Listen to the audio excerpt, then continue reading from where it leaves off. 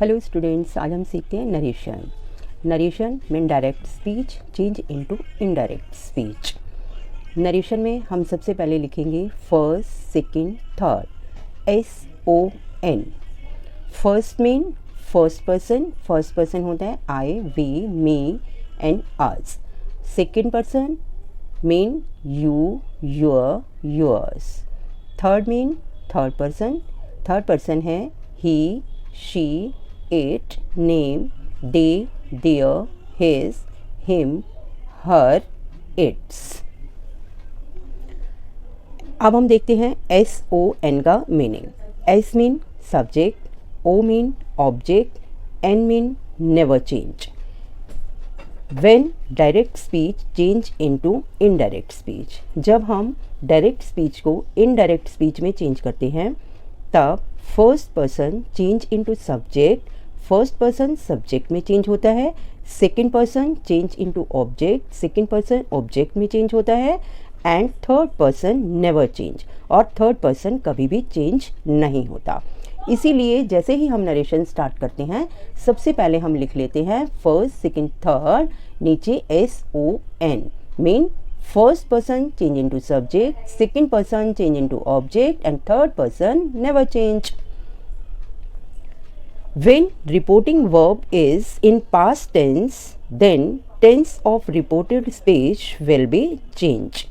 अब हम देखते हैं कि जब रिपोर्टिंग वर्ब पास्ट टेंस में होता है तभी रिपोर्टेड स्पीच चेंज होगी अकॉर्डिंग टू फॉलोइंग टेंसेस, नीचे दिए हुए टेंसेस के according.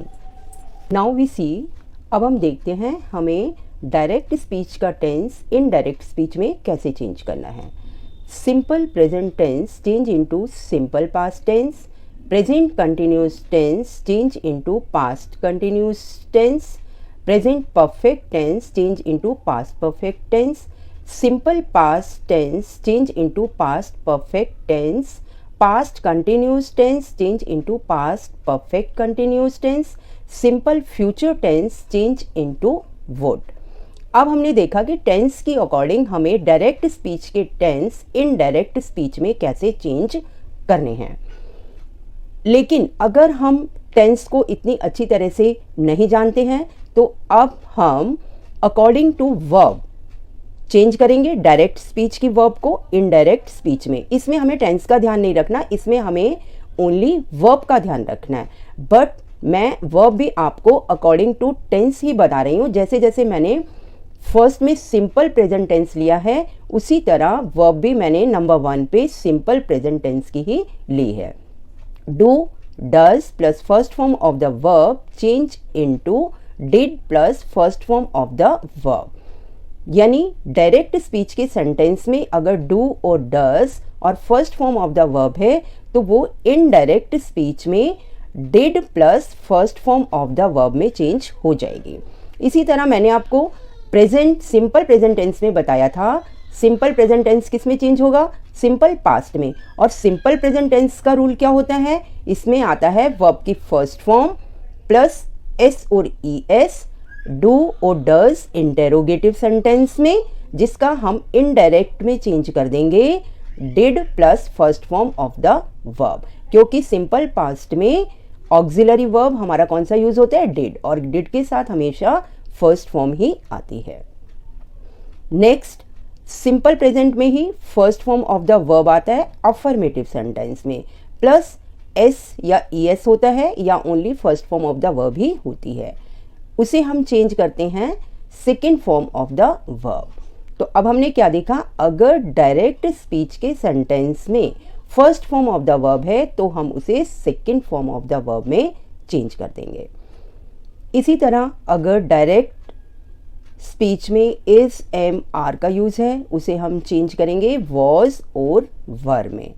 Number 3, has, have change into had. Number 4, second form of the verb change into had plus third form of the verb, because second form of the verb किस में use होता है, simple past में। और simple past ऊपर आपको बताया था change into past perfect. Past perfect में क्या आता है, had plus third form of the verb.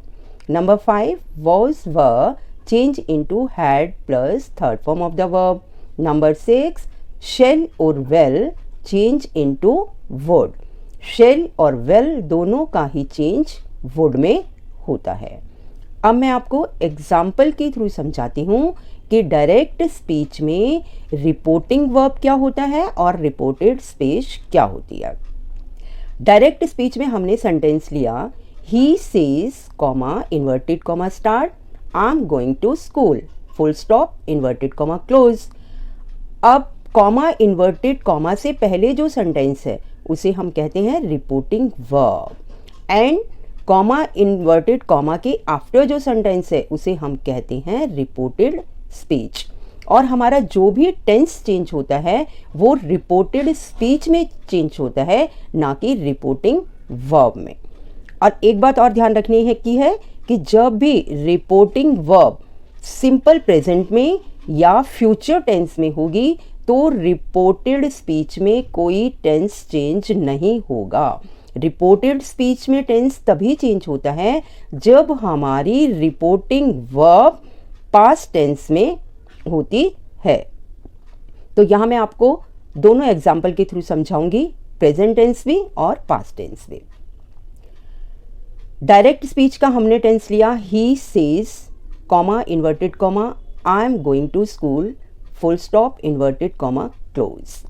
अब इसे हमने चेंज किया इनडायरेक्ट स्पीच में, he says comma inverted comma remove, और कॉमा इन्वर्टेड कॉमा को रिमूव करके हमने क्या लगाया, that he is going to school.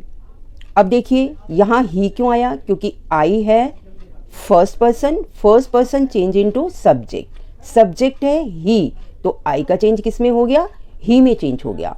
और ही सेज सिंपल प्रेजेंट का है, इसलिए इसका टेंस चेंज नहीं होगा, ये प्रेजेंट कंटिन्यूस है, यहाँ भी प्रेजेंट कंटिन्यूस रहेगा, यानी एम की जगह आ जाएगा यहाँ पे ही इज, क्योंकि ही के साथ हम इसका यूज करेंगे, and then going to school full stop.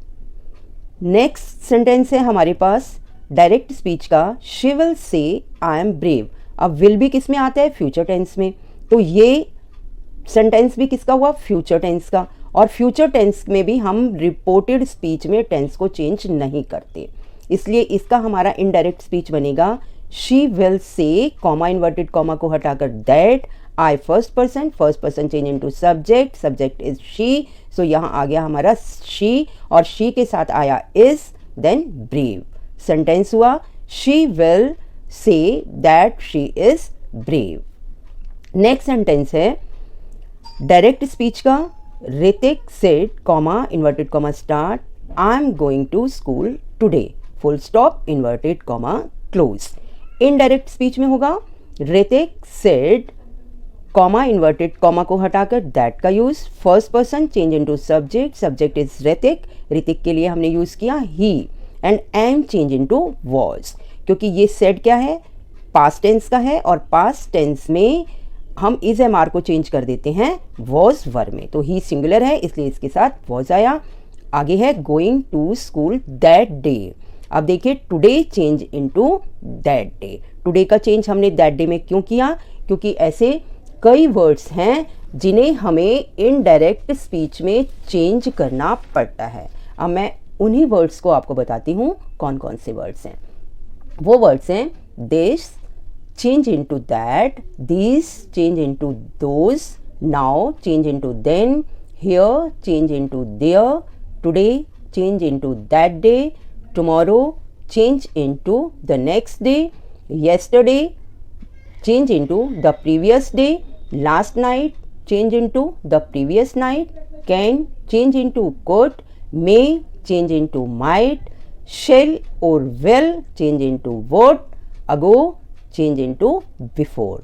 तो इस तरह हमने बिना टेंस के ओनली वर्ब्स को ध्यान में रखते हुए अपने नरेशन का बेसिक कॉन्सेप्ट क्लियर कर लिया।